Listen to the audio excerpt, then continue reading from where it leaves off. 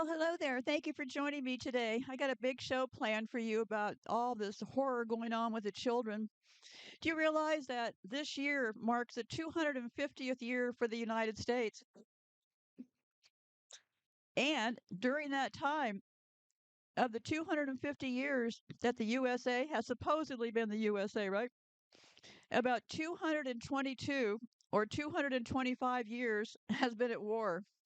There has been about 25 to 28 years the USA has not been in war. This comes from the often quoted figure that the U.S. has been at war for roughly 93% of its existence. What did that tell us? Psychopaths are running the world. That started with the 1776 Declaration of Independence. The U.S. declared independence from the UK, but the war was still ongoing. Well, then 1783, the end of the Revolutionary War. Well, that was a war that we actually lost, but who's going to scrap over the details, right? So that means from up until the year 2026, which is the year we're in right now, it has been 250 years since 1776, I guess is where they're counting this from. Quite a legacy, right? We're a country about democracy, but all we have done is fight and create wars.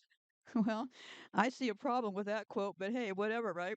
And before I get started, just to show you the personalities of these people and their hatred of Muslims, anybody with brown skin is on their hate list. Well, Oracle just got a new CFO, and they gave that person $26 million in stock after firing up to 30,000 workers.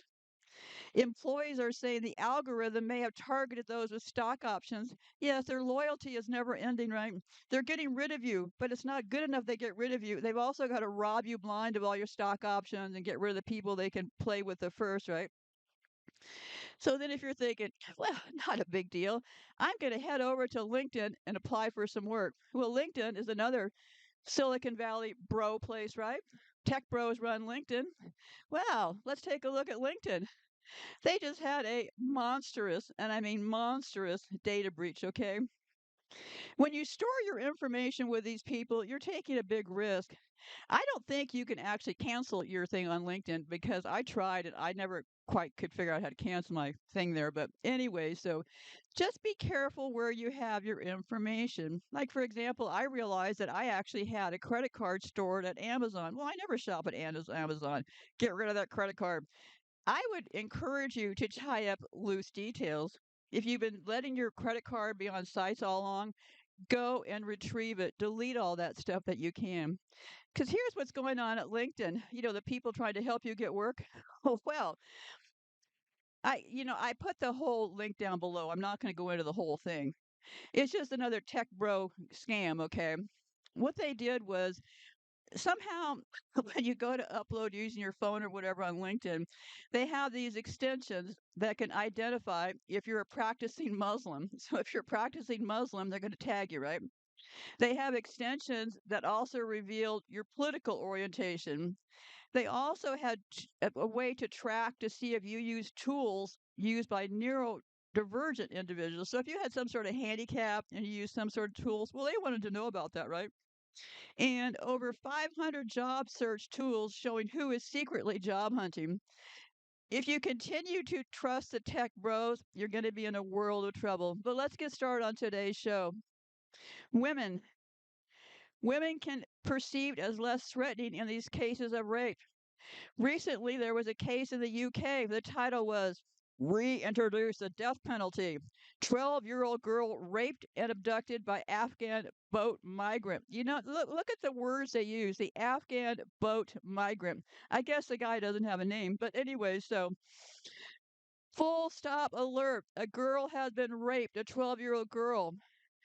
So, what's going on with all these boys? Did the world pop off its axis when we started realizing that boys were getting raped? No, of course not.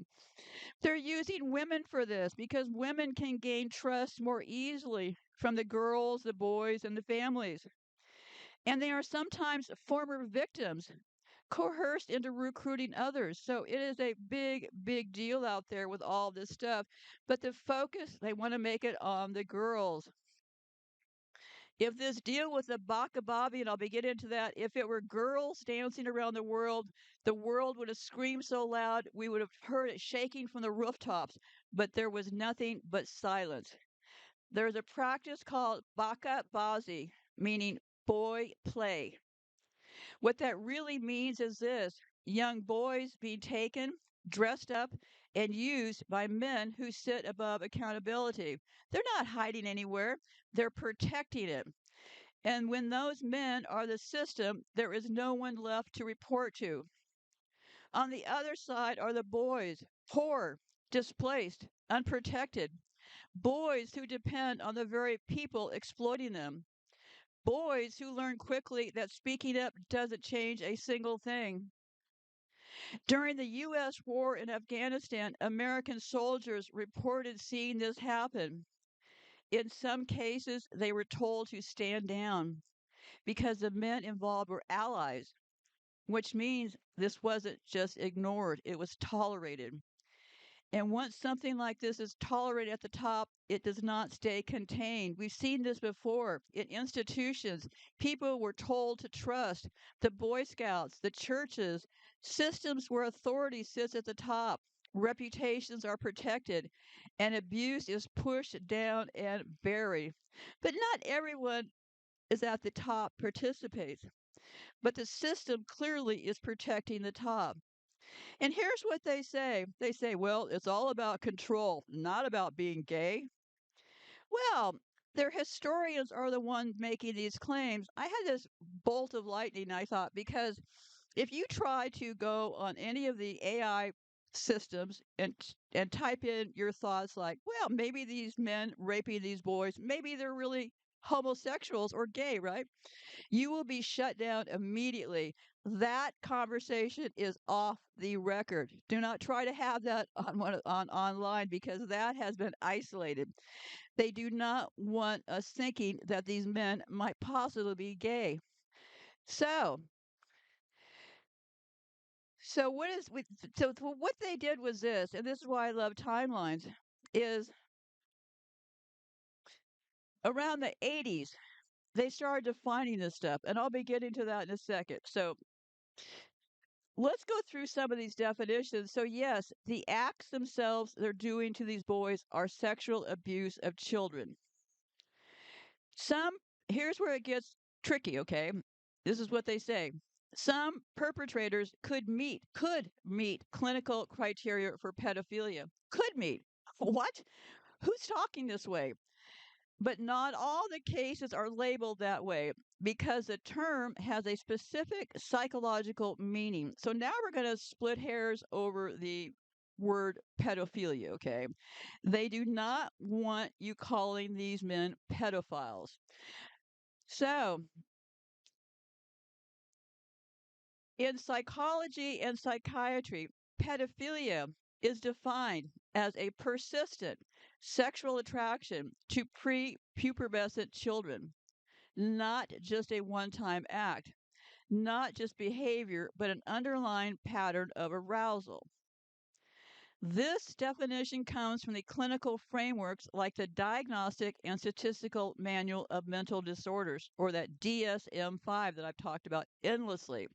The DSM was also the group that buried the definition for what a psychopath is. So there's that. I covered that in an entire show about the DSM, NATO, and the word psychopath, and the so called experts like Robert Hare and Cleckley. That same DSM was the one that rigged up that term, okay? So here you've already got some problems going into this, right?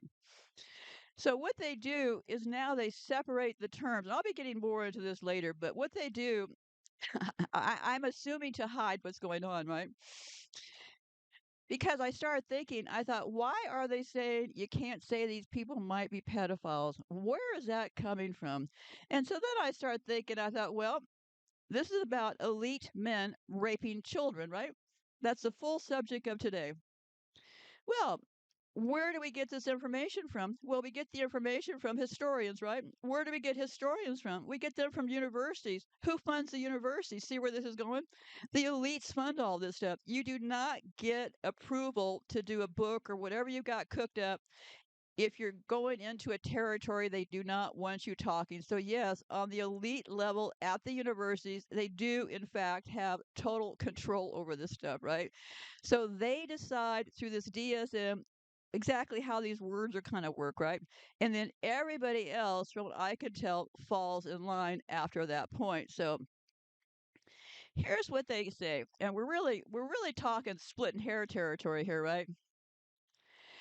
They call it behavior versus diagnosis. Child sexual abuse equals what someone does. Pedophilia equals what someone is clinically assessed to be. You can have abuse without a diagnosable pedophilia disorder, for example, being opportunistic or power driven, or pedophilic attraction without acting on it, also recognized clinically. So, how do they split this up in those courts they run? Well, the legal versus the clinical language. Courts and reporting typically use sexual abuse of a minor, exploitation, trafficking. Those terms are provable actions.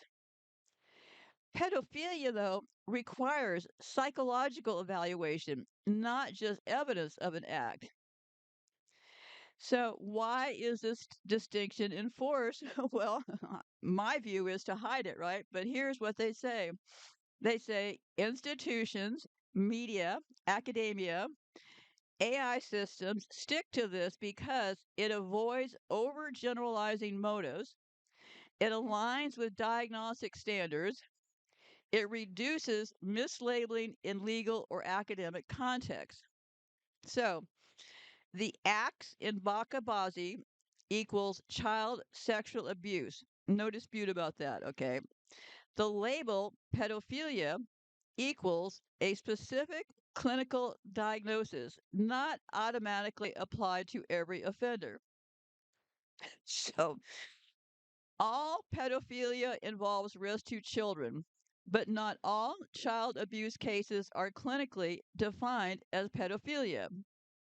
That's why the language stays precise. So, and what they found was this: some offenders show long term attraction to children. Others offend due to opportunity, power, and environmental, like conflict zones or institutions. So they needed different categories. Isn't that handy, right? So, treatment and risk assessment. A persistent attraction pattern equals different risk profile. One time or situational offenders equals different interventions. If any of this is making sense to you, well, you'll have to explain it to me when we run into each other because it is such a circular deal going here, right? And I was met with such both on the chat group over on yandex.com. Their AI is they're all scheduled the same way. They were like saying things to me like, well, if you want to say that point, you're not presenting yourself as very professional. This is the way the academics present it. And I'm like, hey, to hell with all of you people. I'm going to say it how I see it, right? So, yeah, it was really a tug of war to get any kind of information out of anybody because they clearly do not want the words elites and pedophilia written in the same sentences, right? So, let's look at the history. What is the root of all this business?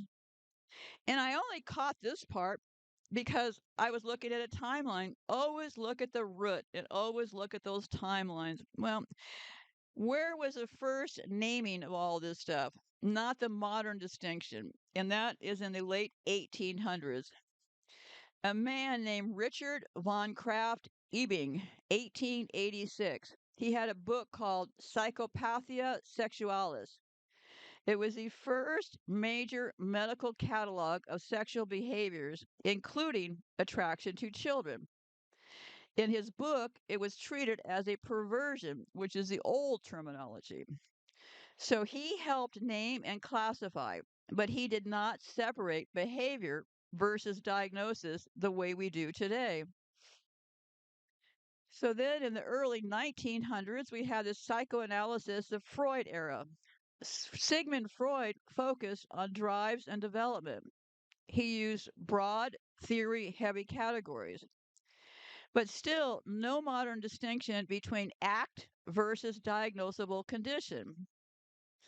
The mid 20th century, the shift to medical classifications, the American Psychiatric Association, the APA, they introduced the DSM system, DSM 1, DSM 2. These began formal diagnostic categories. And you realize this DSM stuff, it started off as a little tiny little pamphlet of only a few pages. And now it is a book so huge that you can actually do your arm weights with it. And on the board of the DSM sits the big pharma. They literally spend all of their time sitting around focus on what kind of crazy things do they think that we as the working class people are up to, which is the point that I will pound home today. The elite crowd is defining this, right? They have this deal. They always want to decide that we're somehow crazy, right? Well, I got to tell you, there is something very twisted about all this and not in a good way. So yeah, so the American Psychiatric Association, mid 20th century, they start categorizing this stuff, right? And the late 20th century was a key turning point. The DSM-3, a major shift. This is where the modern framework really solidifies. It had clear diagnostic criteria. There was a separation between what they called paraphilia, which is patterns of attraction, and criminal acts, behavior. So from here forward, psychiatry and law start explicitly distinguishing what someone does versus what they're diagnosed with. Isn't that just as handy as can be, right? So then the modern refinements happen in the 2000s to the present with the DSM 5. This is the current standard and makes the distinction explicit. Paraphilia is a atypical interest. Paraphilic disorder equals interest plus distress or harm. So, someone can have a pattern of attraction, which is the diagnostic category, but the legal system forces on the act or the abuse. Why this distinction ultimately exists? Because it comes from three converging groups, not just one person. It comes from psychiatry. They needed reliable diagnosis, consistent research categories. And you also realize that all this time they spent coming up with all these wacky categories for us about what kind of crazy things we do and why we need to be put on pills and stuff. You realize during all of this, there was never an exit plan. I'll repeat that. There was never an exit plan for people being put on these drugs. They spent all of their time chatting about how sick are these working people? What kind of pills can we give them? What kind of twisted things do they do? And during all of that time and all those pills they handed to all of us, they never had an exit plan for getting off of those dangerous drugs. Okay, so there's that, right? So if you're gonna say, well, they were really there to help in the first place, no, they were not. If you were going to help in the first place, you would have had a plan for when that person recovered and was able to deal with life without those pills, right? But no plan was ever in place. Just thought we need to have that in context here. So so we had the psychiatrist had to have this to figure out what to call us, and then we had the legal system. They needed evidence-based prosecution. They wanted to avoid assuming internal mental states without proof. Yeah, sure they did, right? And hide themselves. And then we had forensic psychology. They needed risk assessment models and differentiation between offender types. So, not one person developed this whole deal, but it got started with this guy, Kraft Ebing, in 1886. And it got solidified around the DSM 3 around 1980, okay? And we're in the current form of the DSM 5, which came out in 2013. So the idea wasn't invented by one person, but, frankly, they all work together as a group, right? It evolved from early sexology into modern psychiatry, with a real turning point around 1980 when diagnosis and behavior were formally separated. The elites fund and attend the colleges that teach the lawyers and historians who record this. They also provide the judges who sentence this. This is hair splitting deluxe to me, saying, whoops, maybe some kids got raped, but look, I am a married man, not some homosexual or pedophile. That gives them the out, right? Most of these men are married. You can be married and also be a pedophile or a gay homosexual at the same time, correct? We all agree on this, right? In the statement, in the case of the Bacha Bazi boys, they say it is about control of the boys. I have written about psychopaths and control. You read my book, you'll get the full picture. I've offered it for free. Please take advantage of it. Make sure you don't have these people in your life. But anyway, so for psychopaths, it is about the control, but it may be gay actions that might refer to the practice of bakabazi, which involves men exploiting and enslaving adolescent boys for sexual abuse and other purposes. This practice is not an accepted social norm in Afghanistan, but rather a subculture of wealthy and influential men. The men involved in the practice of bakabazi are often married. According to a study published in 2014 by the Afghanistan Independent Human Rights Commission, 78% of the men who practice bakabazi are married to a woman. And it got started really. Who are the perpetuators? Many former Mujahideen commanders are involved in this practice, particularly in post Taliban era. Today, many of these Mujahideen warlords serve in important positions as governors, line ministers, police chiefs, and military commanders. Owning and having more than one boy is seen as a display of both power and wealth among some Afghan warlords.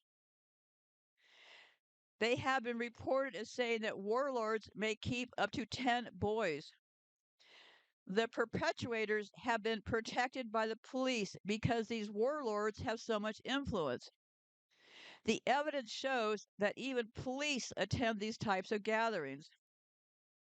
One of the victims of Bacha Bazi told this person, it is so acceptable that even the police will be sat among men cheering the boys on. And everyone enjoyed the dance parties, and no one raised their voices against this practice. This practice is so prevalent that even in local songs, the words Bakshi Bobby or boy lover have been used. Nobody, it seems, is raising their voice against this practice because of the shame associated with it. Society blames the victims rather than the perpetrator.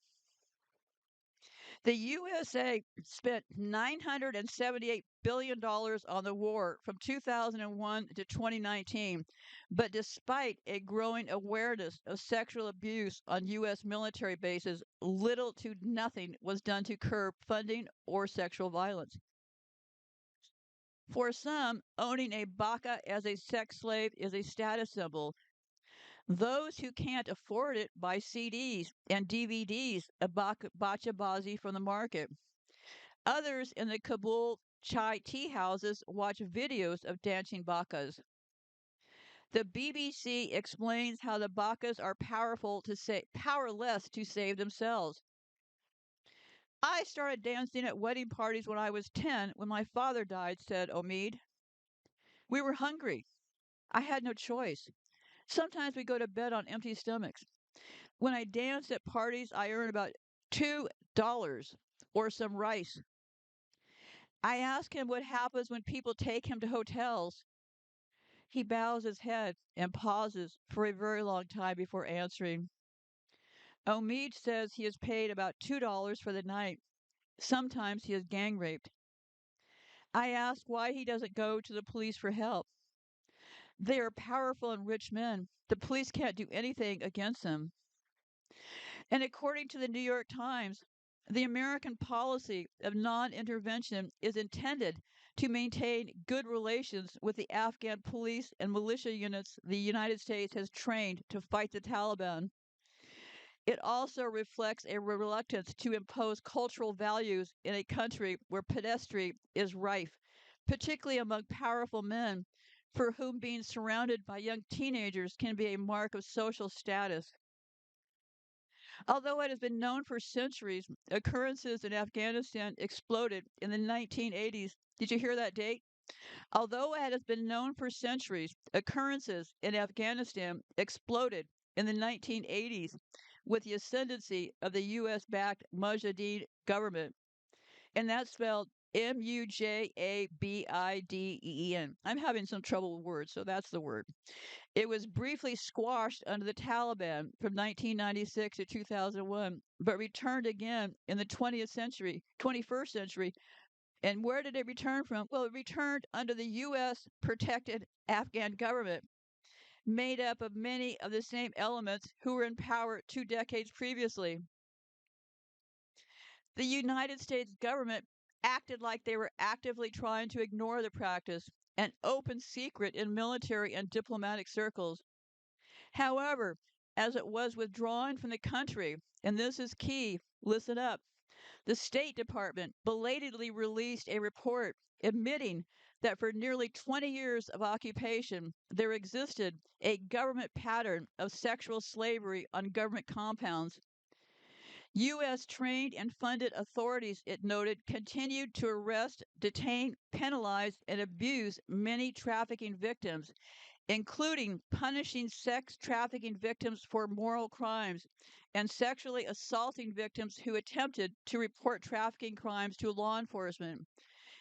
NGOs who helped the children, the report noted, advised them not to go to the police, as they were often the ones responsible for enslaving them in the first place.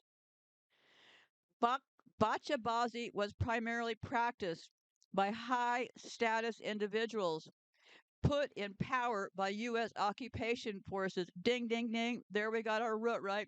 Bacha Bazi was primarily practiced by high status individuals put in power by U.S. occupation forces, police, military, teachers, and government officials. Many of these people lived with their boys on U.S. compounds. This meant that in practice, the U.S. taxpayer was subsidizing the widespread rape of children, one of the many reasons that American personnel were so unpopular with the local population, and why the U.S. installed government. Why the U.S. installed government fell within days of the 2021 military pullout. The whole time that the U.S. was in Afghanistan, this quote says, they were working with, protecting, funding, and arming guys who were systematically raping little boys, keeping them in chains on U.S. military bases, chained children on U.S. bases who were raped on a nightly basis. What can we even make of this? I struggle to wrap my mind around not only the evil of it, but how little everybody ever said about it. One example of the levels of depravity in the United States allies come from Jordan Terrell, a former Fort Bragg paratrooper with the 82nd Airborne. Terrell recalls seeing a group of young Bacas running around the base. One he noticed had something hanging out of his butt. I'm sorry, the show is going to be very graphic today. At first confused by the sight, he later realized that what he saw was the child's prolapsed anus from being repeatedly sodomized. Dudes were exposed to that stuff so much, he said. The contractors who cook our food, those guys even rape children. Officially, Washington saw nothing. On 5,753 occasions between 2010 and 2016, the U.S. military was asked to review Afghan units to see if there were any gross human rights abuses noted. American law requires military aid to be cut off from any offending unit. On zero occasions did they report any abuse. And they had 5,753 occasions between 2010 and 2016 to review and report abuses, and none were reported. Yet Bacha Bazi was so widespread that virtually all U.S. personnel had heard about it. They stated that soldiers were relieved to make it to Friday every week, joking that it's Man Boy Love Friday, so we are not going to get attacked very much today because they're all having sex with their young boy concubines. The practice was as open as it was widespread.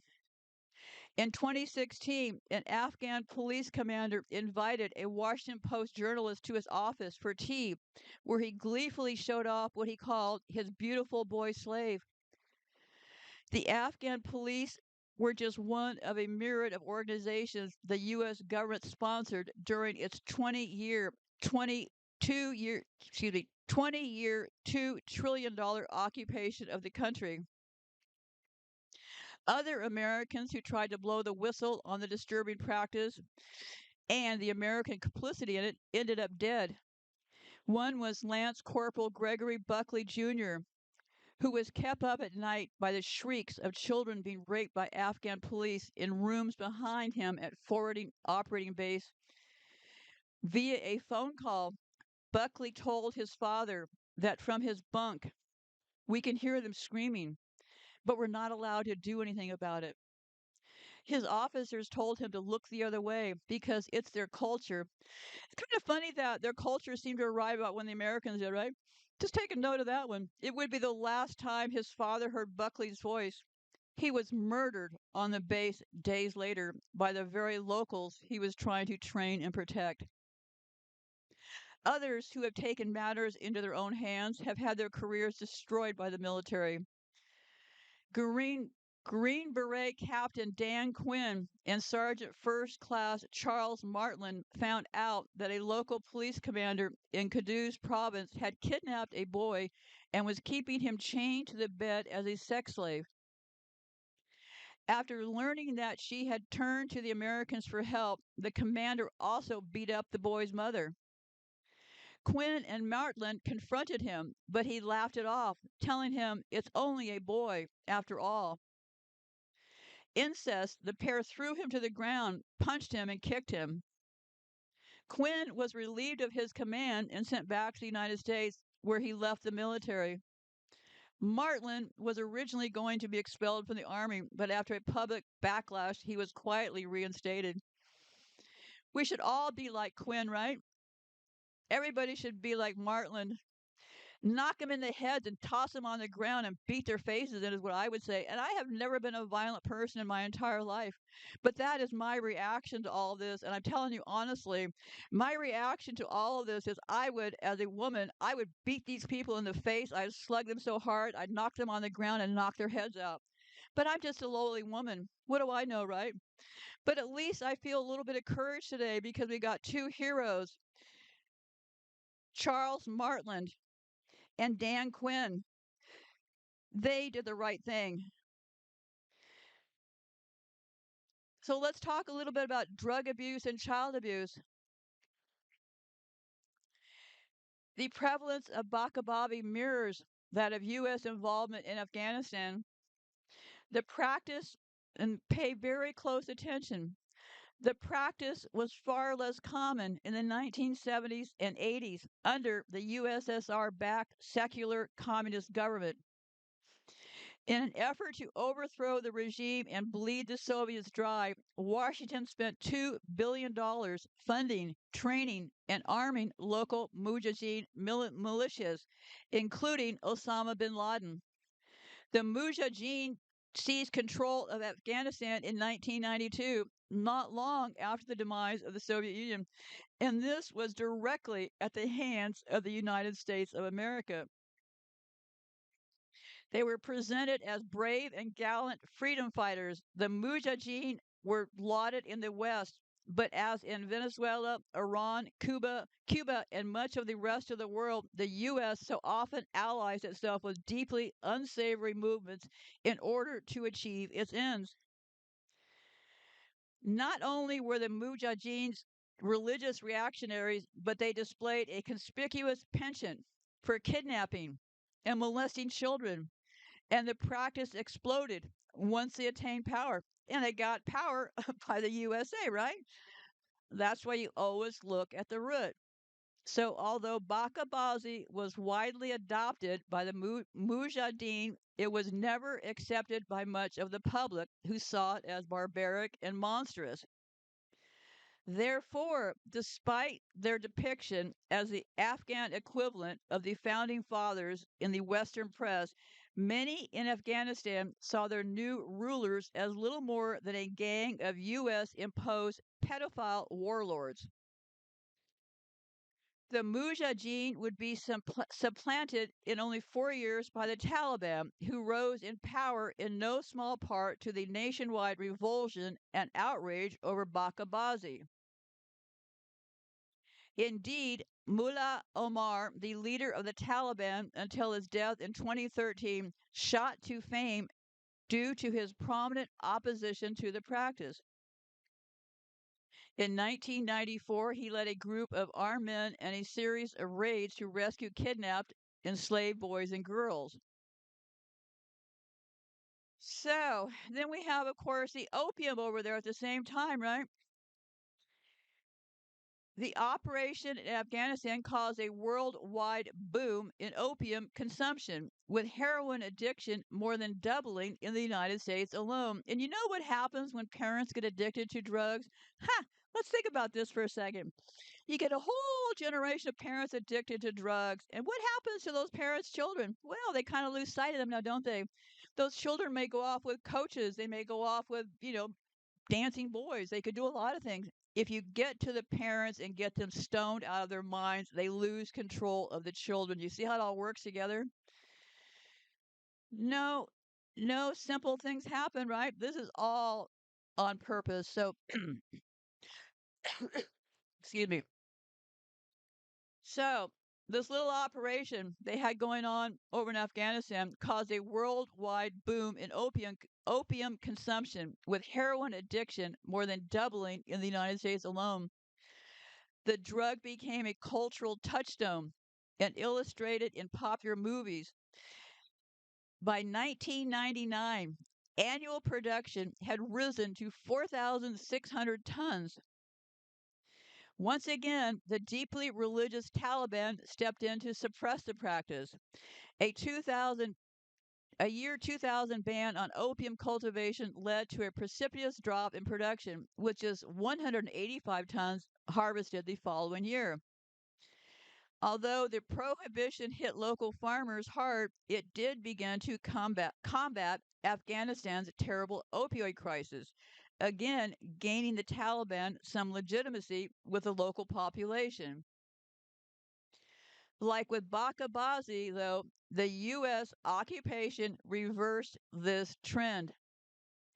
Under American supervision, opium production skyrocketed, reaching a high of 9,000 tons in 2017. Afghanistan became the world's first true narco state. They noted that by 2008, opium was responsible for well over half of the country's gross domestic product. By comparison, even in Colombia's darkest days, cocaine only accounted for around 3% of its GDP. More land in Afghanistan was under cultivation for opium that was used for coca across all of Latin America. And there's also a whole other side to this that I'm not going to get into today, but a lot of these soldiers came out of a specific Air Force base at Fort Bragg. And I have a clip down below. The U.S. military aided mass child rape in Afghanistan. Now its soldiers are committing this crime at Fort Bragg. It's a whole continuation and not any time for it today. So let's talk about this homosexuality business everybody seems to want to avoid. In Afghanistan, supposedly, this is not viewed as homosexuality, even though there are strict laws prohibiting the act. Amir, an older man, acknowledged in this documentary that he is aroused by the sight of young men and admitted to having exploited them sexually. He said, obviously, when I am with boys, I feel aroused. So it's just a fair exchange. I give them money and they give me their bodies. The men who recruit these boys are called playboys. They are rich and well connected, which places them above the law. They often target poor boys who are either desperate to make money or burdened by the responsibility to take care of their families. The recruited boys who are necessarily not gay are usually between the ages of 12 to 13 and are called bacas. They remain in the business until they are 20, but I've heard it's actually much lower than that. But there was a documentary in this Playboy Jasper, a retired field commander who claimed to have worked with the Afghan government. He said this: when a boy is older, we make their life better. We buy their bacha clothes, pay for their weddings when they're no longer wanted. We feed them well. We prepare all their food for them. We do everything. We support them in every way. Well, I would say that guy is pretty much lying, right? One of the Baca boys who talked about his sexual experiences said this: it feels a bit like love. It can hurt badly too, but money is important. Hypocrisy is at play here. Clearly, the men involved in this act are pedophiles. Such acts do not qualify as consensual same sex relations because the youths are powerless. They cannot give their free consent for what is done to them. And there was an article in 2016 on the Daily Mail: Afghanistan's Bacha Bazi dancing boys who dress like girls, then abused by pedophiles. So around 2016, there was a lot of talk about this pedophile business, right? Well, then, of course, everything changed when they came up with splitting the thing with all this American psychiatric stuff, right? So I'm going to be, let me see here. Well, I just have a little bit to go and I'll be playing a couple clips. Okay, let me see here. So let me see what changed around the 70s and the 80s. That's the time frame when all this got started. We had the American Psychiatric Association, 1973, with that DSM. We have the 70s and 80s, the growth of identity based language, gay as a stable identity category for not just behavior and clear distinctions, blah, blah, blah. So, but Afghanistan did not come to light for the first time in 1980 in terms of practices like Bacha Bazi. What changed was Western exposure and geopolitical attention. Because from 1979 to 1989, the Soviets were conducting the Afghan war, and there was a massive influx of journalists, intelligence agencies, NGOs, and Afghanistan becomes globally visible. Then from the 1980s onward, Western media, intelligence reports, and later NGOs began documenting local practices more systematically. Post 2001, with the USA invasion, far more detailed reporting, especially from journalists, military personnel, and human rights organizations. So, Western awareness and reporting scaled up because of war and occupation. Um, but still, um, modern framework explicitly separate, and this is what I'm contesting. They say that adult sexual organization or gay and the abuse of minors or pedophilia exploitative. And they say the separation was strengthened during the same period, not blurred. So yeah, during the 70s and 80s, they were really flipping those words around, right? At the same time, these people were coming in power and the Russians were getting out. So I'll have more of this timeline when I come back, but I have two clips I'm going to be playing right now. They only go 10 minutes total for both clips. The first one is the dark history and present of Bakabazi boys by Afghan elite. The second clip is This Might Ruin Degas for You, the dark side of his dancers. And that will play directly after that. And like I said, both clips end up being about 10 minutes, and I'll be back on the other side because we have a lot more to go over with what's come into play and blah, blah, blah, blah, blah, blah, blah. Anyway, so I'll be back on the other side.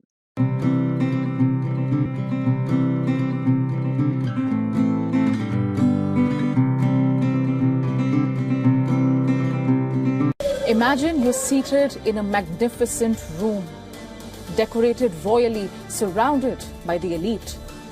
No expense at this gathering is spared. And then, amid all the laughter and cheer, out walk young boys, dressed in costume, makeup on their face. The music begins and they start to dance for all the adults in the room. Oh, and mind you, the room is full of rich, powerful men and men alone. This is the practice of Bacha Bazi.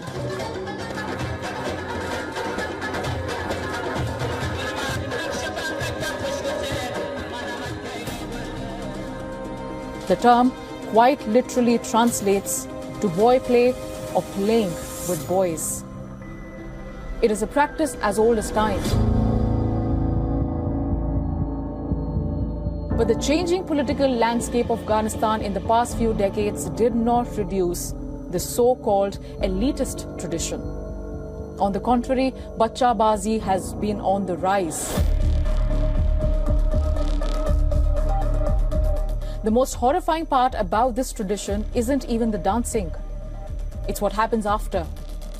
These boys are taken to hotels or rooms where they're sexually abused and even raped.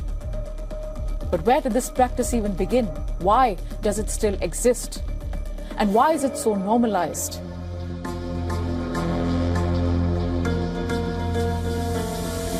In Afghanistan, women have long been banned from dancing in public. Many social gatherings in the past were also male-centric. Now, cities like Kabul had a more blended culture, with gender lines blurred for social interaction. But it was not normal in several parts of the country, especially the rural region.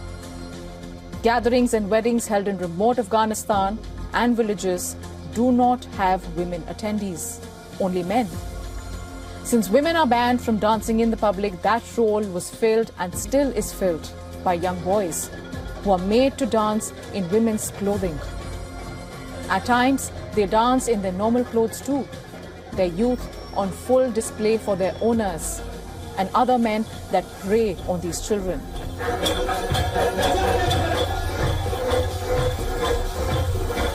Where do these boys come from? The answer is simple, yet horrifying and heartbreaking at the same time. All these boys are from a poor background, or worse, they are orphans. With no money, no family, they are the most vulnerable group in Afghanistan.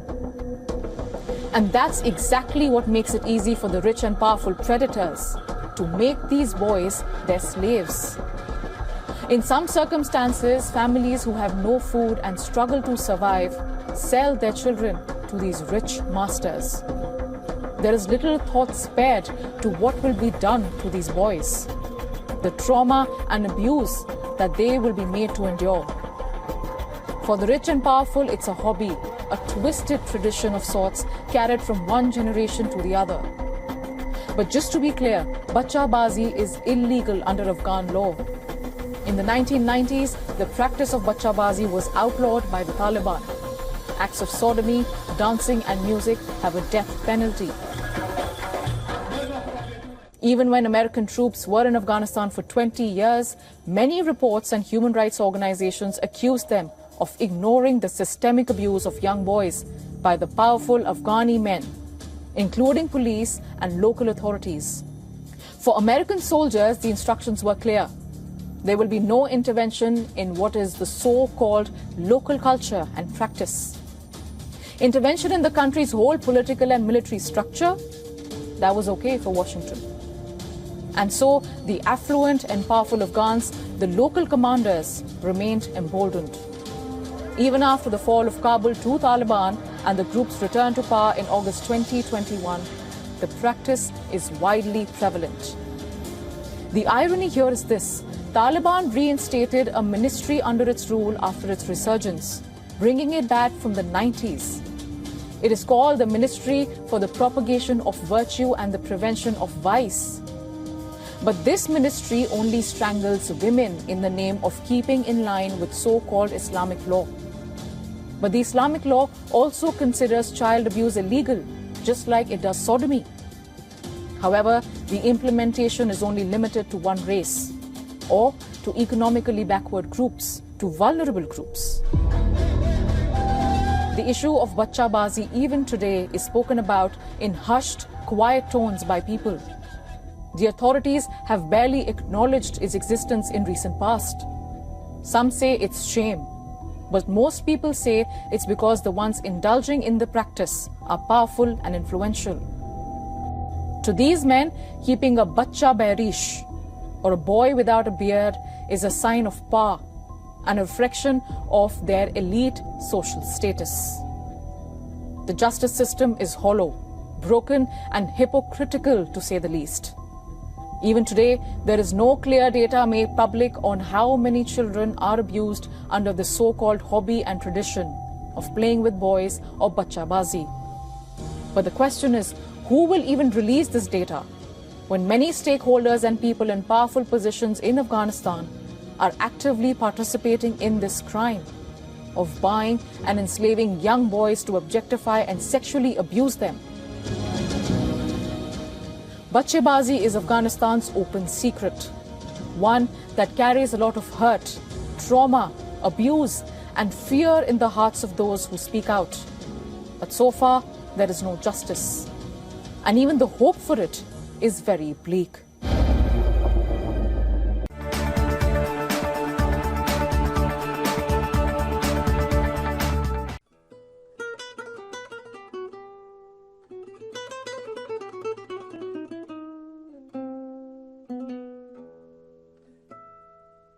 So I know that you have seen those really sweet ballerina portraits and the sculpture by Edgar Degas.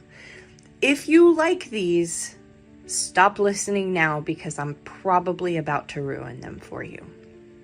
So Degas was a French painter in the late 1800s, early 1900s. He's famous for his paintings of ballerinas and as being one of the fathers of Impressionism.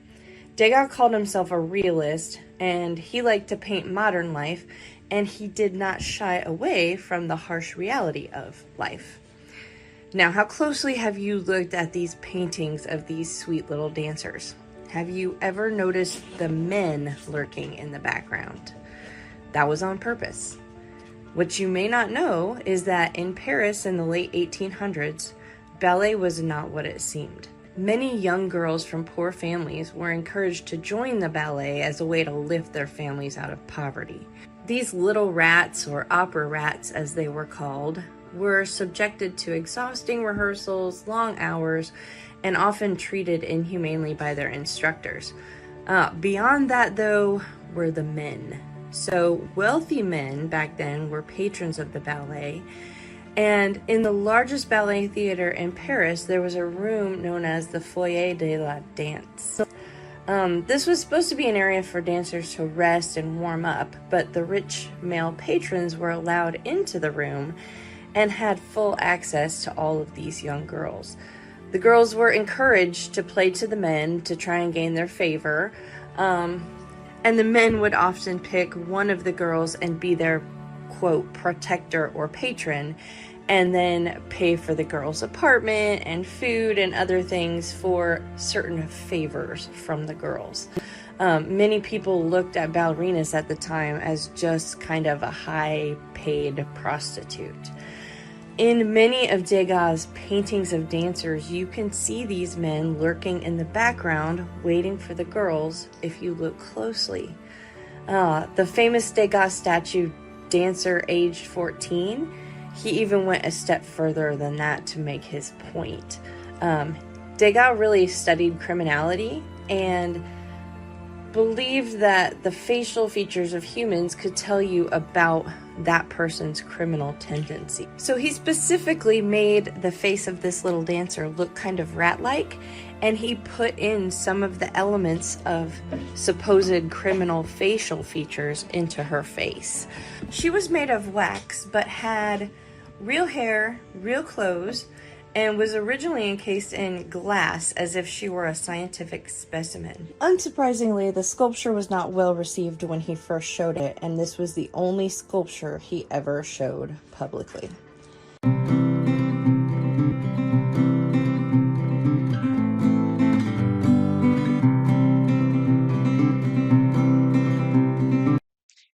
Okay, I'm back. The operation known as Operation Cyclone was the code name for the United States Central Intelligence Agency program to arm and finance the Afghan Mujahideen in Afghanistan from 1979 to 1992. So now we got the name Operation Cyclone. So from 1979 to 1992, right around that 1980 time frame when they're redefining this whole deal about pedophilia, huh? So, prior to and during the military intervention by the Soviet Union in support of the Democratic Republic of Afghanistan, the Mujahideen were also supported by Britain's M16 or MI6, however you want to say it, who conducted their own separate covert action. So now we have the U.S. and the Brits in there. The program leaned heavily towards supporting militant Islamic groups, including groups with jihadist ties that were favored by the regime of Mohammed blah blah blah in neighboring Pakistan, rather than less ideological Afghan resistance groups that had also been fighting the Soviet-oriented Democratic Republic of Afghanistan administration since before the Soviet intervention. And I have a piece down below that is very, very insightful. It is called The United States and the Mujahideen, The History of Western Civilization. Right there for you to take a look at. It all started with Jimmy Carter. Although U.S. President Jimmy Carter's focus was more on Iran during the months before the Soviet invasion of Afghanistan, he initiated a covert program through the CIA. So now we got our root cause, right? To financially support the Afghan rebels, the Mujahideen, in July of 1979. So there we got the U.S.'s fingerprints on it in July of 1979. And then, of course, suspiciously, they started worrying about what this word pedophilia started looking at, right? Well, anyways, it's a very good article. It's very detailed, and the code name for the U.S. Central Intelligence Agency program to arm and finance the jihadi warriors Mujahideen in Afghanistan from 1979 to 1989. So, yeah, right there. There they are, right? So, let's take a look at some other timelines.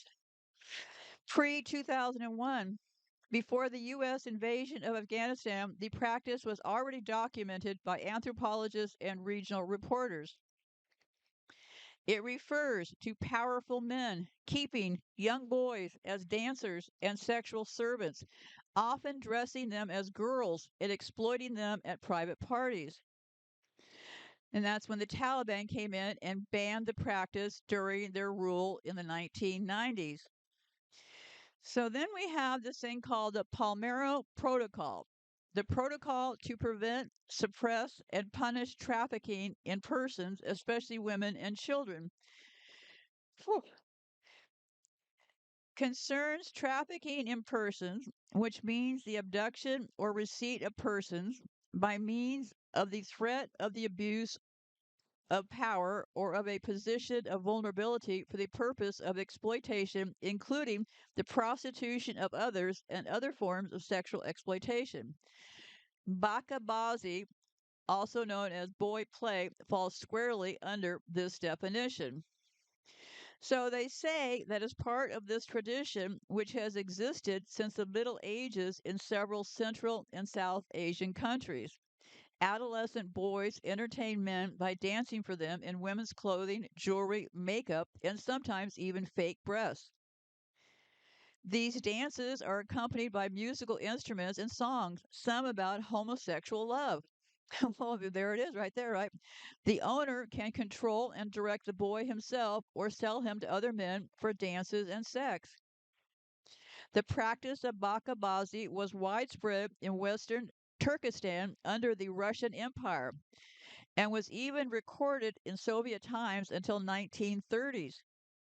It still continues in Pakistan and Afghanistan, where this tradition has been on the rise over the past 20 years. Well, it's been on the rise ever since the U.S. and the Mudajin got in there, right? Um, there is no explicit information that this form of child exploitation exists in Tajikistan, but human rights defenders believe that boys living in border regions are at risk considering the strong ties between Tajikistan and Afghanistan and the fact that ethnic Tajiks make up one third of the population in northern Afghanistan. So, the situation for residents in southern Tajikistan is worsened by poverty and poor education combined with a fear of armed people, at least in Afghanistan, abducting boys. Paradoxically, homosexuality is censored in Central Asia and neighboring South Asia countries and is even criminalized in Afghanistan, Pakistan, and Uzbekistan. In the public's mind, however, Bacha Bazi is not viewed as a manifestation of homosexuality and is justified as a cultural tradition, or so they say. The phenomenon of Bacha Bazi is inextricably linked to gender discrimination. The proscription on women appearing in public means that they are replaced with dancing boys. This has a negative impact on both of these vulnerable groups. Women continue to be excluded from public life and blah, blah, blah. A 2013 study by Hager International found an extremely high rate of trafficking of boys in Afghanistan.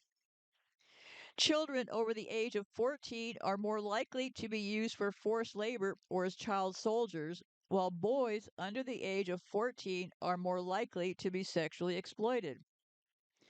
At least 50% of these children under 14 are the victims of Bacha Bazi.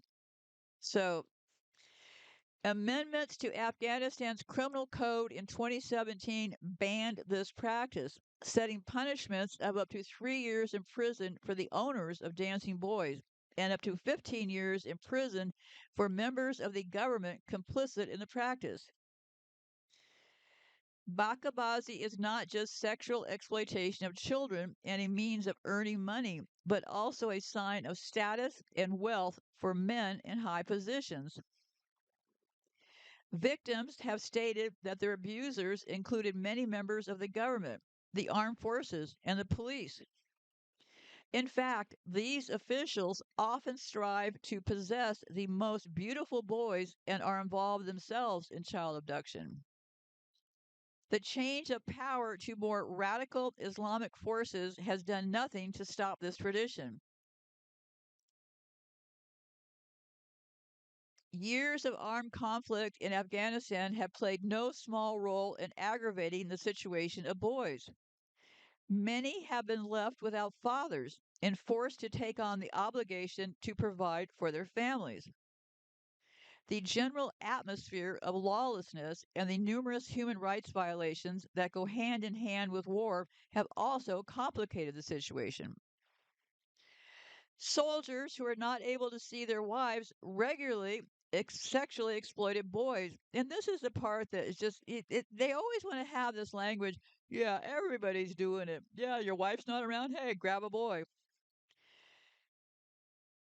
Boys also become baka because of the terrible economic situations and their lack of education.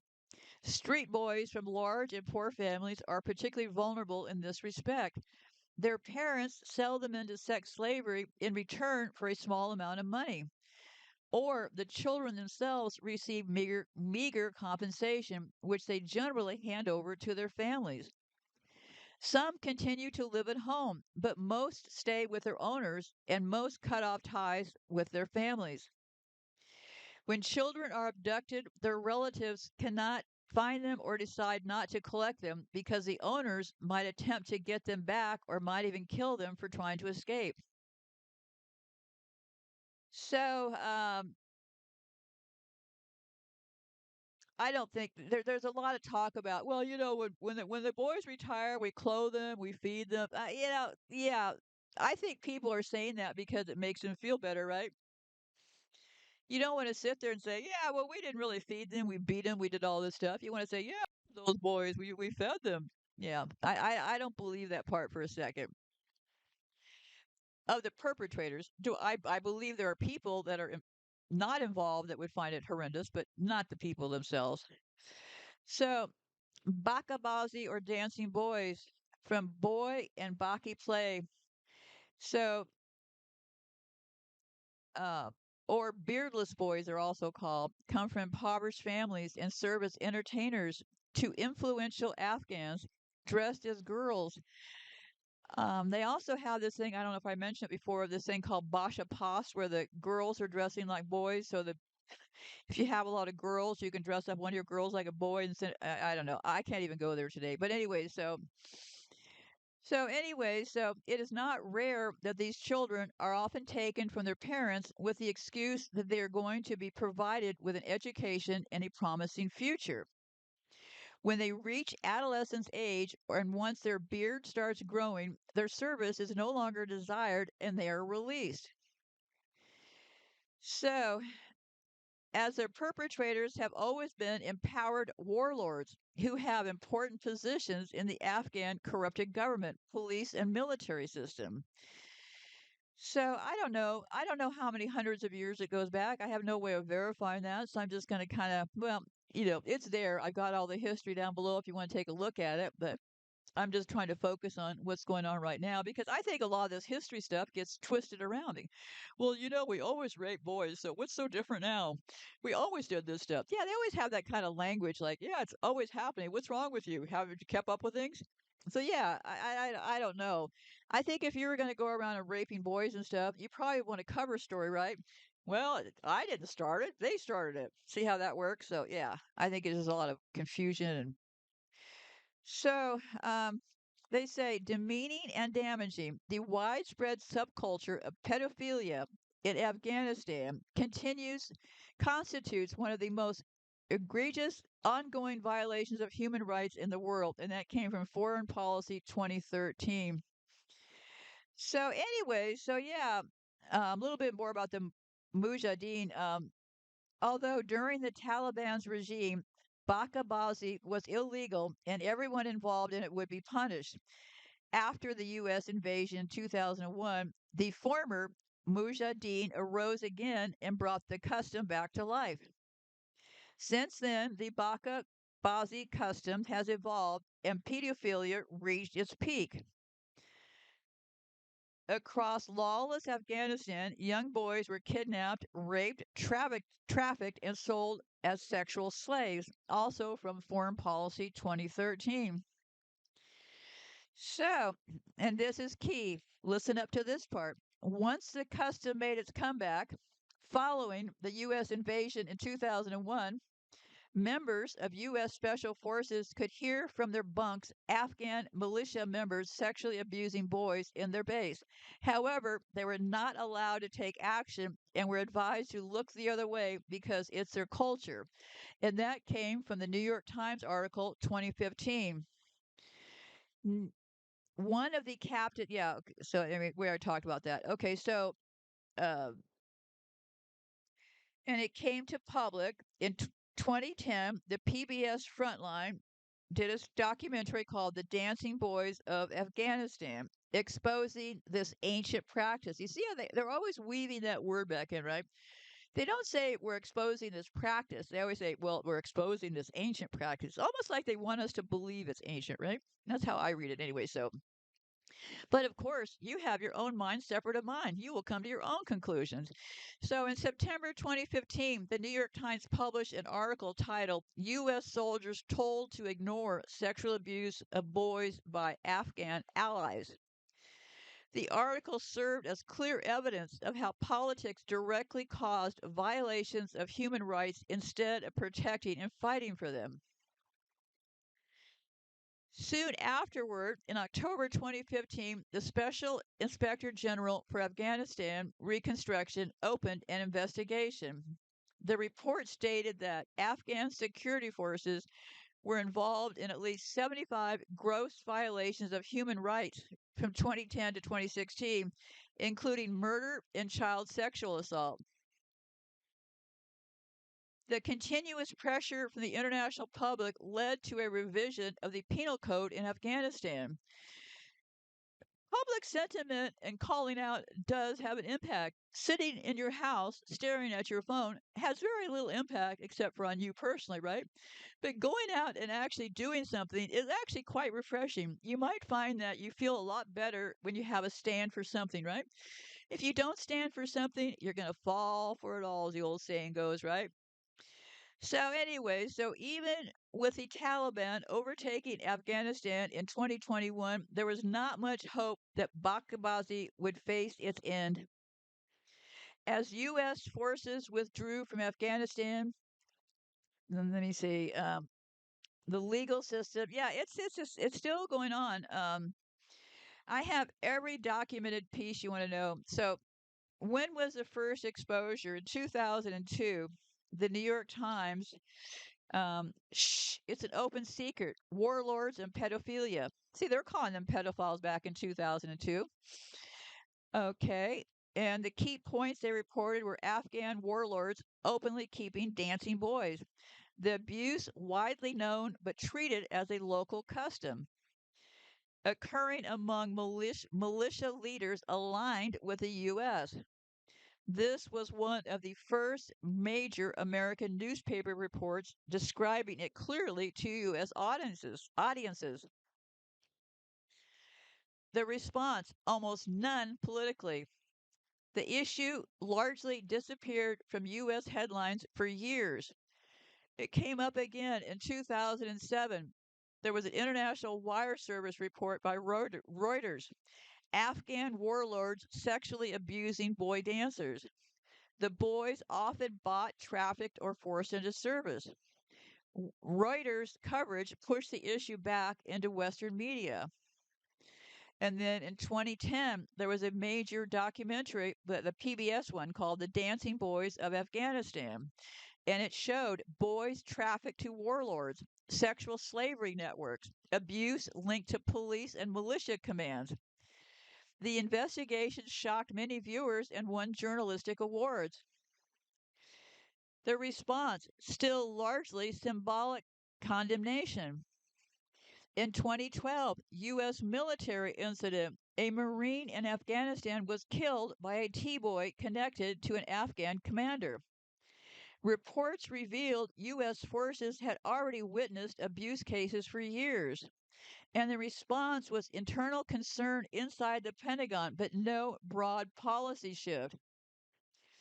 2013 to 2014, investigations continue. A resurgence of Bacha Bazi among Afghan security forces. Boys kept by police chiefs and militia commanders. Again, the issue received attention but limited enforcement. 2015, major scandal in U.S. media, and that was the New York Times investigation. The headline essentially said U.S. soldiers told to ignore sexual abuse of boys by Afghan allies.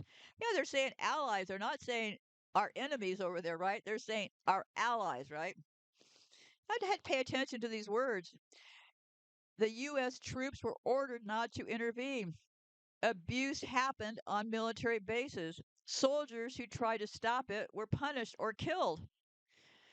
This was the first moment the issue became a serious political scandal in the USA. 2016, 2017, congressional pressure. Congress pushed for reforms after the reporting. New training on reporting child abuse. Attempts to tie aid to human rights compliance. But of course, enforcement remained inconsistent. 2018, watchdog reports. Government investigations revealed U.S. funding still reached Afghan units accused of abusing boys. Weak reporting systems for abuse allegations. And the patterns observed from 2002 to 2018. Major reporting occurred in 2002, 2007, 2010, and 2015. Yet meaningful structural response only started more than a decade after the first major reports. When girls get abused, the issue typically becomes a major human rights campaign, NGO mobilization, immediate diplomatic pressure. But with the boys in Afghanistan, the abuse was often framed as a cultural practice. Yeah, they've always been doing it. What can we do? We're helpless, right? Military strategy took priority over intervention. Victims were rarely centered in the narrative. Scholars of gender politics that male victims of sexual violence receive far less legal and media attention globally. The exploitation of boys through Bacha Bazi was reported in major Western media for over a decade before it produced meaningful policy responses, and even then, enforcement remained weak.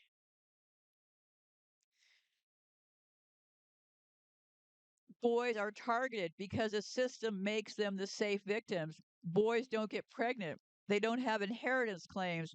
No disruption of bloodlines, property, or succession. No witness who matter. Institutions do not stumble into this pattern. They reproduce it. They refine it. They protect it. Silence is enforced. Records are buried.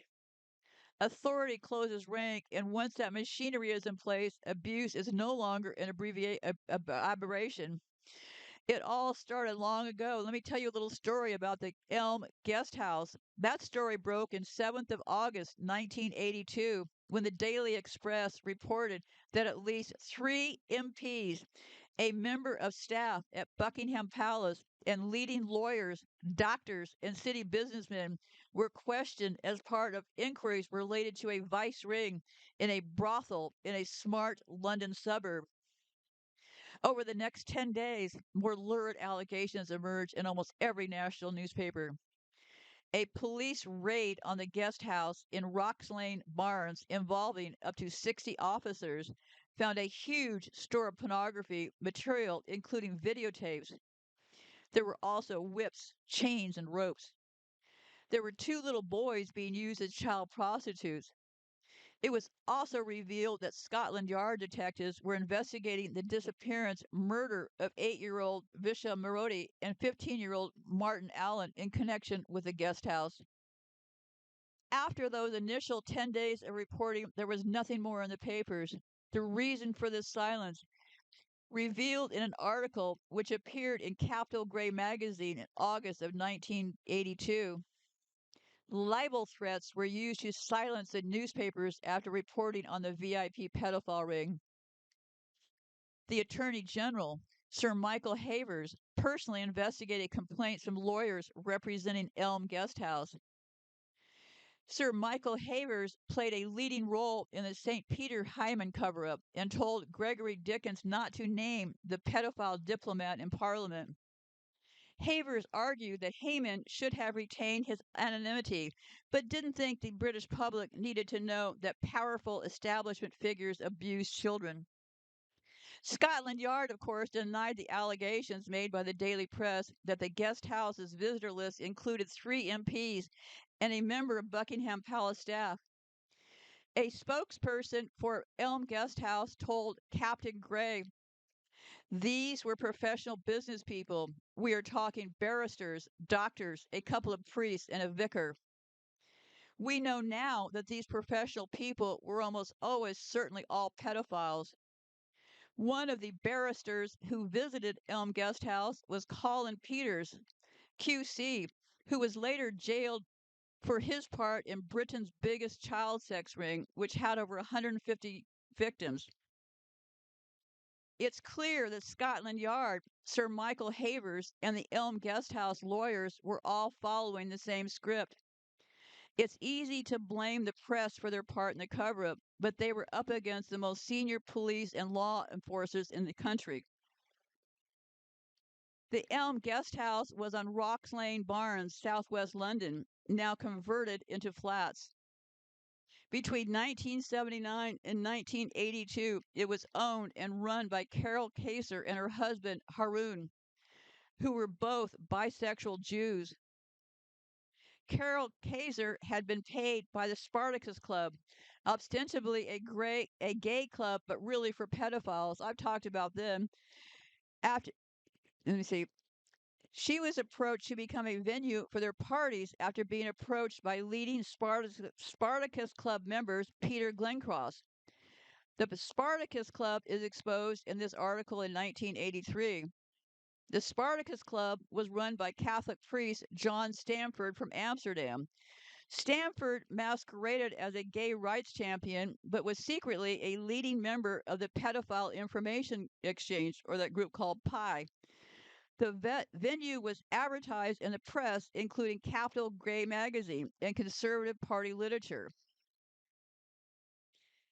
The Spartacus pedophile network was exposed by the Sunday People in February 1983. Here again, around the time they seem to want to change all those definitions, right? Elm Guesthouse adverts in Capital Gay mentioned a discount for Spartacus members, which is thought to have been a coded message to pedophiles, which meant sex with children was on offer. Spartacus started out as a mainstream gay organization in 1969, but by the time John D. Stamford took over, it was catering for pedophiles. So yeah, there are several articles I have posted down below, and all these is ballerina business. Yeah, I don't understand all of this, and I'm going to try to be very clear here. I'm not trying to ignore the girls. I'm just pointing them out as another way that they hide these things. Okay, but I'm not going to go heavily into all this ballerina business and everything is about sex trafficking with these people, right? Because it's all about money. All these modeling agencies, sex trafficking, right? Probably Leo, whatever that creep's name that always has the young girlfriends, Leo DiCaprio, whatever his name is. Those young girls he has, he's probably sex trafficking them for money. Is probably what's going on. So then there's this thing about I found another late case. This is the earliest case I could find. It was called the Cleveland Street Scandal. To understand the Cleveland Street Scandal, the rumors around Prince Albert Victor and the broader world of elite sexual encounters in the late 19th century Europe, it helps to place them in a wider timeline. During this period, elite men often maintained discrete systems of prostitution, sometimes involving ballet dancer, opera girls, and telegraph boys that overlapped with aristocratic social networks. So, the 1850s to the 1870s, they had the ballet, the opera, and the elite patronage system. In Paris and other European capitals, the ballet world had a well known system where wealthy patrons financially supported dancers. At the Paris Opera Ballet, wealthy male subscribers known as abonnes, Abonnes, had backstage access. Many young dancers were extremely poor and relied on patronage, relationships that would become sexual arrangements or prostitution. And then they had that whole thing with Degas. But this thing about Prince Victor, let me see here. 1864, birth of Prince Albert Victor. Prince Albert Victor is born. He is the eldest son of Edward VII, then Prince of Wales, grandson of Queen Victoria. He becomes second in line to the British throne. And in 1885, Britain passes the Criminal Law Amendment Act of 1885. And what they were doing was criminalizing all male homosexual acts as gross indecency. So any sexual contact between men becomes punishable by up to 2 years of hard labor. And this law later sends Oscar Wilde to prison in 1895. But the law did not eliminate elite networks, but instead drove them underground. And that's where we have the first brothel, the July 1889, the Cleveland Street brothel was discovered. Police discover a male brothel operating at 19 Cleveland Street in London. It was run by Charles Hammond. Teenage telegraph boys were supplied to wealthy clients. Investigation begins when a messenger boy is caught with unexplained money. Then 1889, names of elite clients surfaced. During the investigation, several powerful figures were linked to the brothel. Lord Arthur Somerset, inquiry to the Prince of Wales, Henry Fitzroy, 4th Duke of Grafton, aristocratic client who denied wrongdoings. So several suspects flee to France before they were arrested, and rumors reached the royal family between 1889 and 1890. During the scandal, rumors circulate that Prince Albert Victor may be connected. He is the heir to the future king. So, authorities responded by holding court proceedings privately and limited press coverages, allowing suspects to escape prosecution. So, the press was suppressed. British newspapers reported cautiously, but French papers, especially American, published more detail about aristocratic involvement. This creates a situation where British readers hear rumors, but cannot easily see them confirmed in their own press. So, what happened legally? Well, punishment falls mainly on the working class boys, not the elite clients. Several boys get convicted of gross indecency and sent to prison. Meanwhile, Lord Arthur Somerset remains abroad and avoids prosecution, and other aristocrats escape charges. This case becomes a symbol of class inequality in Victorian justice. So in 1892, the death of Prince Albert Victor. Prince Albert Victor dies suddenly from pneumonia. Pneumonia, huh? At age 28. Because he dies young, his reputation never stabilizes. Rumors surrounding Cleveland Street continue for decades. So the Cleveland Street scandal is right directly within Europe. So Victorian elites maintained discreet systems involving ballet dancers, opera girls, young male servants, messenger boys, and prostitutes attached to theaters. And we have the Paris Opera, the Vienna Court Society, and the London Theater Districts.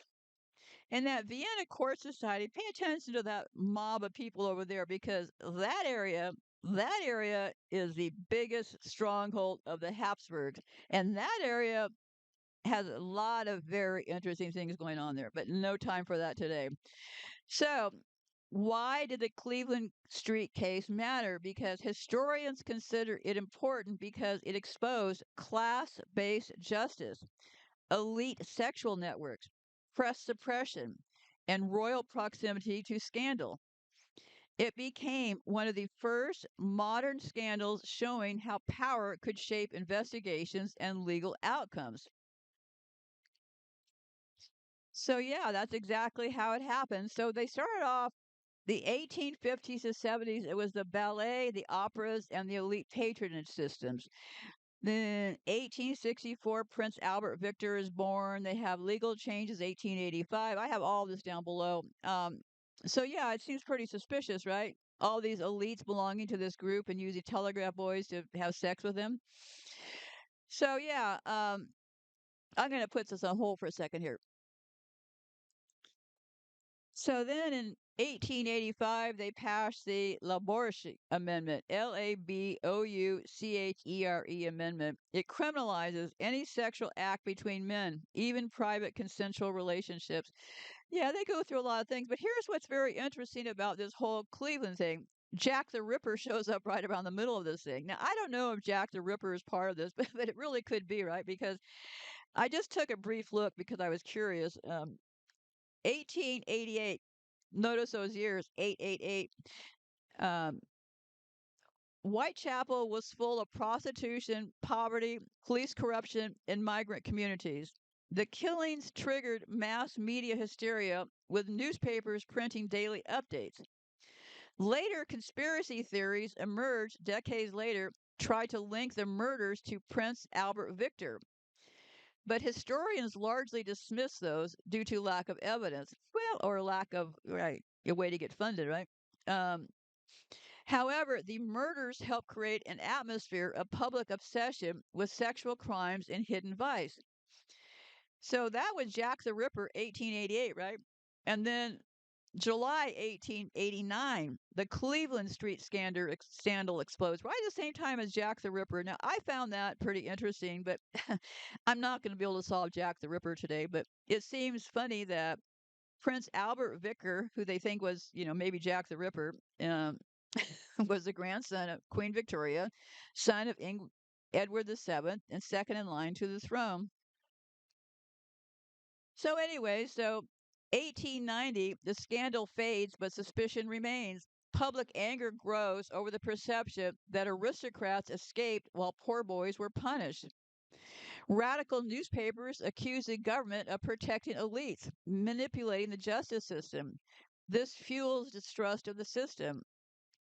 And then, of course, Oscar Wilde's involved here. What Oscar Wilde means and the Jack the Ripper, I'm not really sure, but I am sure of this one fact that I really don't have time to get into it today, but it certainly is intriguing. So I always take a look when I'm looking at one date on a timeline. I always look around and say, okay, what was going around about this time? And I thought, well, Jack the Ripper is something else, right? So what does it mean? I don't know. Um, it could be these royal people were killing people. They have an affinity for murdering people, so it doesn't seem like a stretch to me that people were getting murdered around the same time as these things were getting exposed. So anyway, um, I'm going to need to take a break here, so I'm going to put this on hold for now.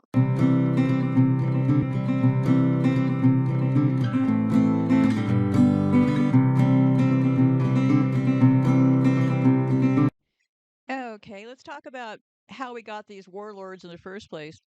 The warlords were created. Chosen commanders became warlords, building private militias and effectively running many states. Many of these warlords had documented histories of atrocities, including mass killings, extortions, and looting, and were already notorious for keeping boys as sex slaves, the practice known as Bacha Bazi. Owning and parading dancing boys became a sign of prestige among these commanders. The U.S. and NATO, listen up, support created secure bases where warlords could keep boys, with foreign forces providing air cover, salaries, and weapons. And the official don't interfere orders. Multiple investigations by the New York Times, Department of Defense Inspector General, and PBS confirmed that U.S. soldiers were instructed not to intervene, even when abuse happened on coalition bases. And they were punished for acting. Whistleblowers such as Captain Dan Quinn and Charles Martland were disciplined for physically confronting abusers. Polices and judges were often controlled by the very warlords committing the abuse. Families who complained risked being beaten, imprisoned, or killed. So the end result was this: Bacha Bazi was not just tolerated, but effectively sanctioned under the U.S. backed Afghan state. All roads lead back to U.S. policy.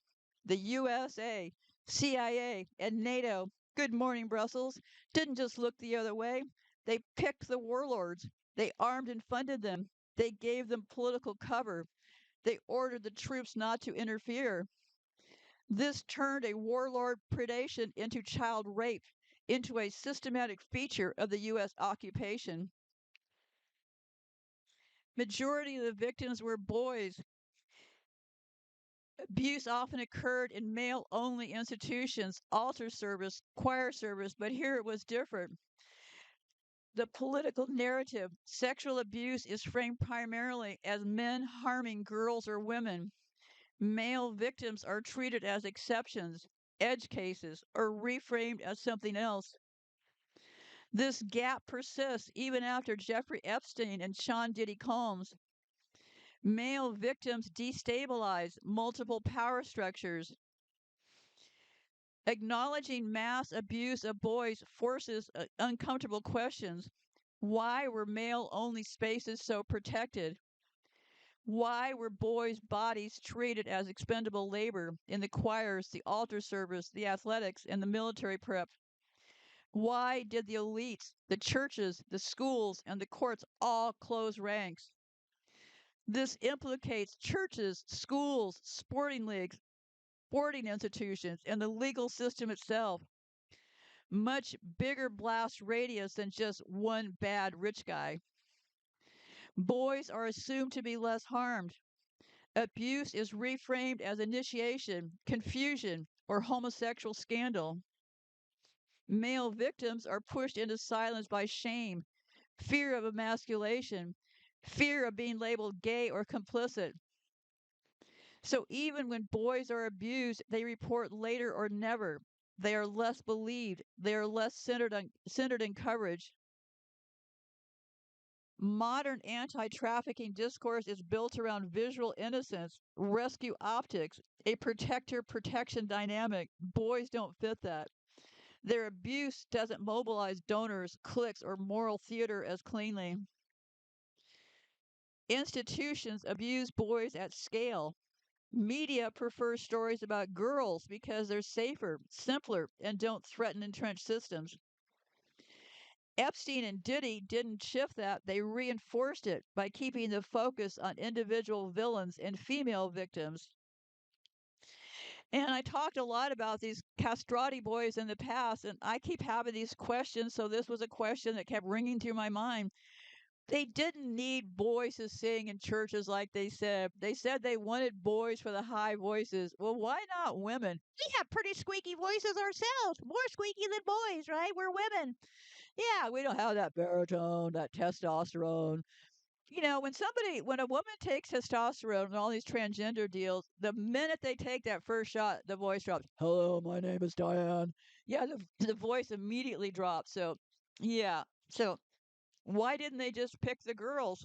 Well, girls have higher voices than boys because they wanted the boys. And remember, this is just my opinion, right?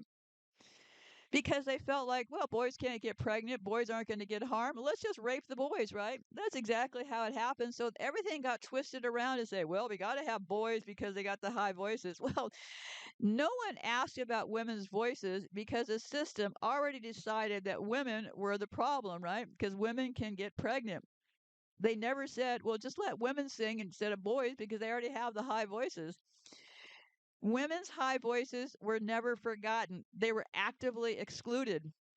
Boys filled the role because women were barred, not because boys were safer. Yeah, they barred women from all this stuff, right? That church, right? That Bible everybody loves so much.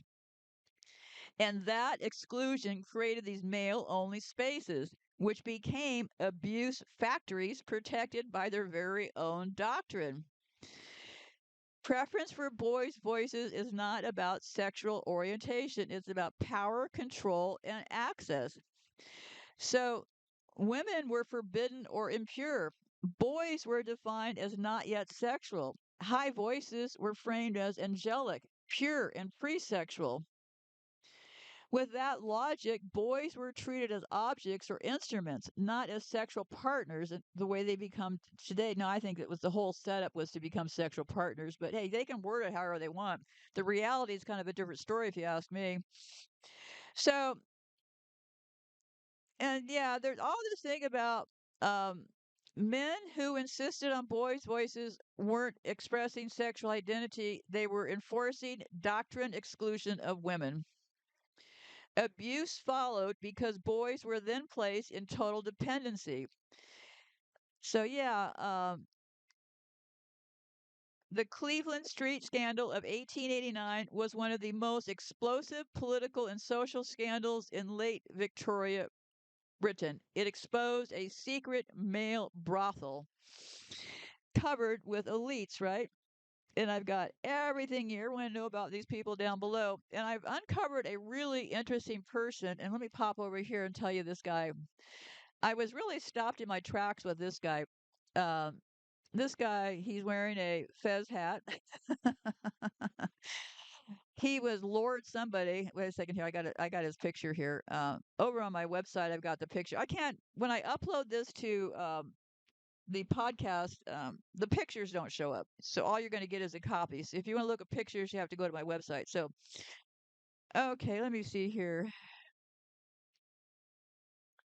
Okay, I'm getting warm. Just a second. Okay, here he is. He's wearing a fez hat. His name is Lord Euston, and I have a picture from April 23rd, 1904.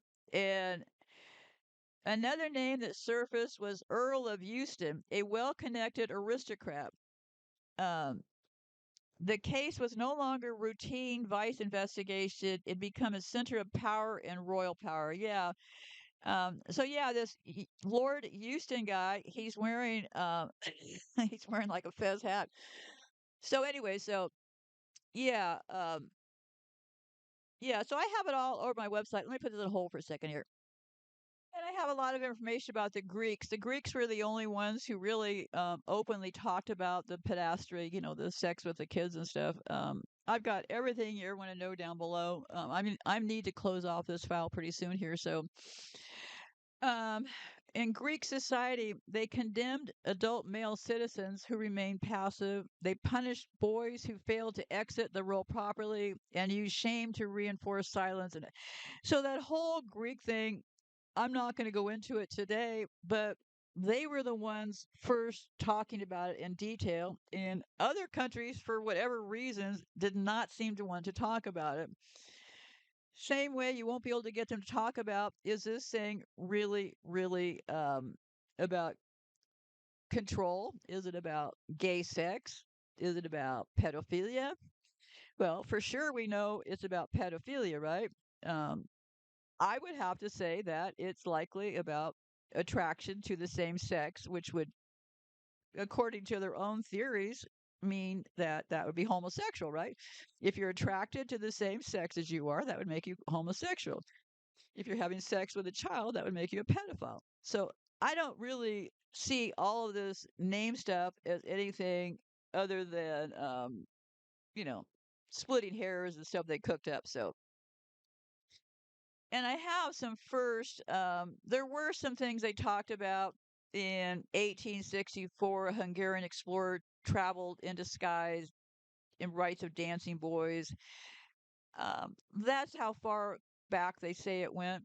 I'm not really sure that I would necessarily believe it all because remember, the victor writes the history, right?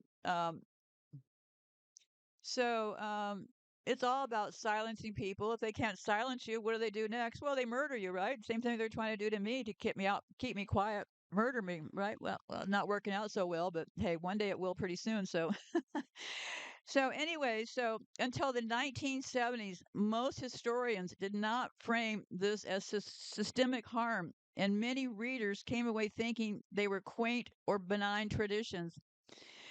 So yeah, um, we rely on these historians, but remember, I'm not picking on historians. They do a lot of great work.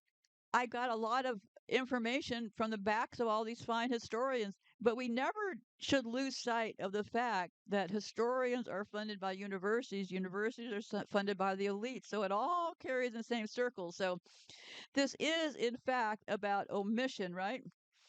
So, yeah. And they didn't even start until the late 20th century. Social history and history of childhood emerged. Historians began using archives, church records, to question the glory stories, books about castrati, more detailed in discussing harm. So, yeah, a lot of this stuff did not even take a look at until the first time in the 70s. So, and who controls the timing? Well, I would argue that, of course, they control the timing, right? They are the elites. So I think the root cause is not ignorance, it was deliberate control of the narrative by the church, the state, and cultural elites, which historians largely went along with until the social revolution of the 1970s made it possible to challenge them. The paradox is one of the most painful and revealing parts of this entire history. Historians, sociologists, and theologians have written a lot about why institutions retain loyalty even after enormous harm is revealed, especially the church. And that part I will never understand. I will never understand people who return to a church after the first child was reported as being abused, touched, or even talked to in the wrong way. Why didn't everybody blow up that church and walk out of that church?